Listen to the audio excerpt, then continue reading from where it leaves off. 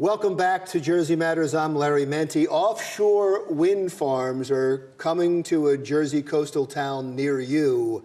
What will that mean? To answer that question is Dan Fatton, who was with the New Jersey Work Environment Council. Thank you so much for being here.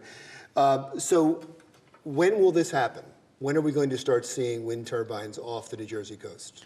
Well, the process has already started. So the Governor Murphy, who just took office a little over around 100 days ago, one of his first orders, his executive order, was to establish a goal of 3,500 megawatts of offshore wind by 2030.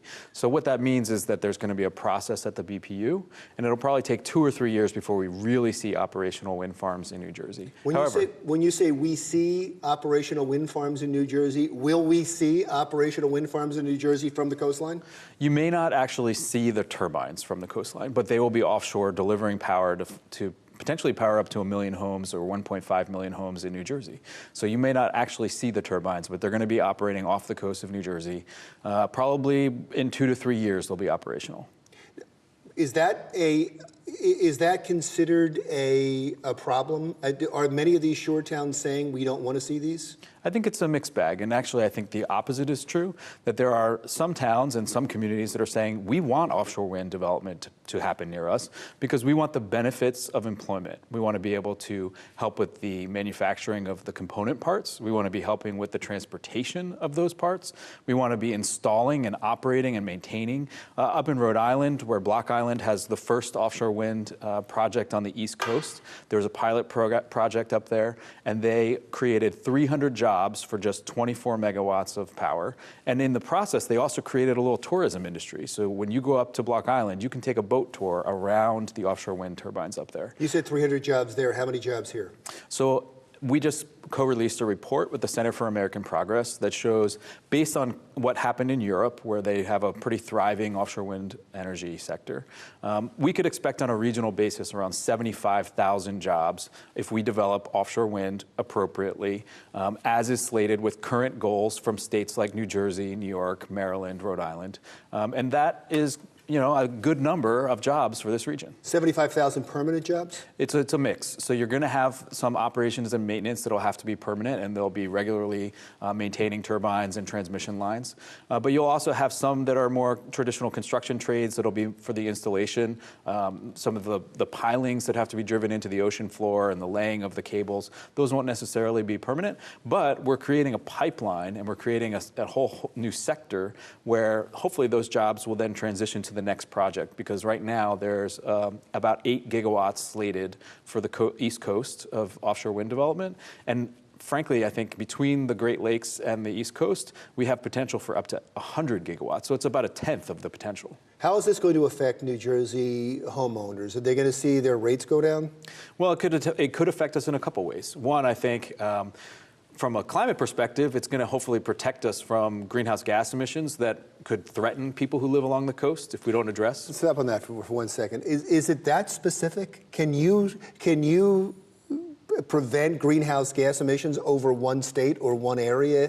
It's a global thing, isn't it? It's a global phenomenon, and New Jersey needs to be a leader, as I think the governor and the first lady have. I just want to make sure people don't think that this one thing is going to do it. This is a contributing factor. We need a comprehensive approach, and the Work Environment Council co-founded Jersey Renews, which is a coalition pushing for lots of state actions on climate, offshore wind being one. But back to your question about how this might affect New Jersey residents and ratepayers, I think there's a couple benefits here. The economics are number one. So we want the jobs to be in this region, in New Jersey, and in order to do that, New Jersey needs to move forward in a thoughtful but expeditious way. Number two is that if we are doing this appropriately and you're developing that supply chain, you could actually have manufacturing jobs come back and you could create a whole ecosystem around offshore wind. And like I said in the beginning, I think that there are the climate change considerations that we really need to think about.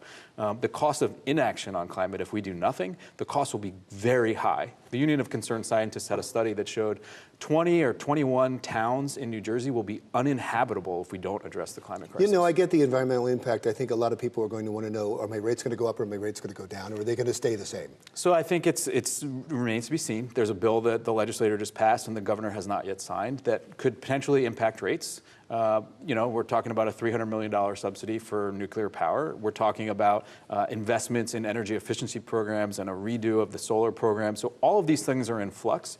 I think our hope is that we can actually bring rates down at the same time that we ramp up renewables. And the best way to do that is energy efficiency, reduce our demand. The way I understand it right now is that the nuclear power subsidy you were talking about is not going to happen unless it can be passed with some money for renewable energy, and then the rates would go up even higher than the $41 that was under the nuclear subsidy. Well, I think it remains to be seen, but the bills have passed. So if the governor signs them, I'm not sure that that's what that actually. So it's going to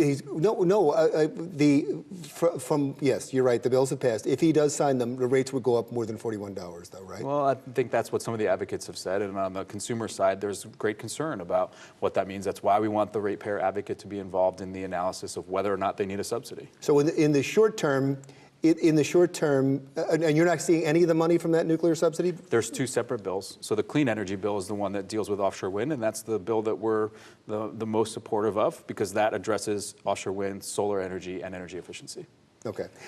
We just had a conversation. I just had a conversation with the First Lady that ran a couple of weeks ago, and I asked her if she was the one that killed that nuclear subsidy bill, and she says I had nothing to do with any of that, but she did not deny the fact that it was killed. And so you're saying it's still alive and it still could be signed? Well, they passed the legislature. But that's not. There's another step. It needs to be signed, so we'll see what the governor's office decides to do. But it looks like it's done. It looks like it's done. Yeah. And done in finished, in done in not going to happen, or done in finished in that he's going to sign it? I can't make a claim to know what the governor's thinking on the when bills. you said done, I thought maybe you had some information that it passed the Senate, it passed the Assembly. This is fascinating, and it is good. It's good in the long run, I would think, for New Jersey to have more renewable energy. But you're saying this is going to happen for 2 years. Is this the first in a long list of steps, or is this it? No, this is first in a long list of steps. And the 2 years is really to actually getting the projects in the ground, in the water. So just because of the permitting process that has to happen at the BPU, there needs to be a financing mechanism that's going to come around. The BPU actually, right after the governor signed his executive order, created a strategic process with working with the Department of Environmental Protection. So they're working on it, but it's just, from start to finish, it's generally, even in a fast process, going to take 2 to 3 years to actually see wind farms operational, which many New Jersey residents support. Something like 70% of New Jersey residents want the state to act on climate and are supportive of higher renewable energy goals. The other piece about the bill, the clean energy bill, is that it raised the renewable portfolio standard to 50%. Clean energy, 50% for New Jersey, which is a really good step. It sets us really as a national leader on clean energy. Yeah, I thought the only pushback would be on the view. That's the only pushback, but you're saying in most areas you wouldn't see them anyway. So. You won't see them if we do it appropriately because, frankly, the further off the coast, we want probably 3 to 5 miles off the coast in order to protect wildlife habitat and migratory patterns. And really that means that it's going to be a speck on the horizon, if anything. Wonderful. Thank you so much. Thanks for having me. I appreciate you coming in. Dan Fatton with the New Jersey Work Environment Council. Jersey Matters continues right after this. When we come back, the so-called dreamers who live in New Jersey may get money from the state to go to college. We'll explain when Jersey Matters continues.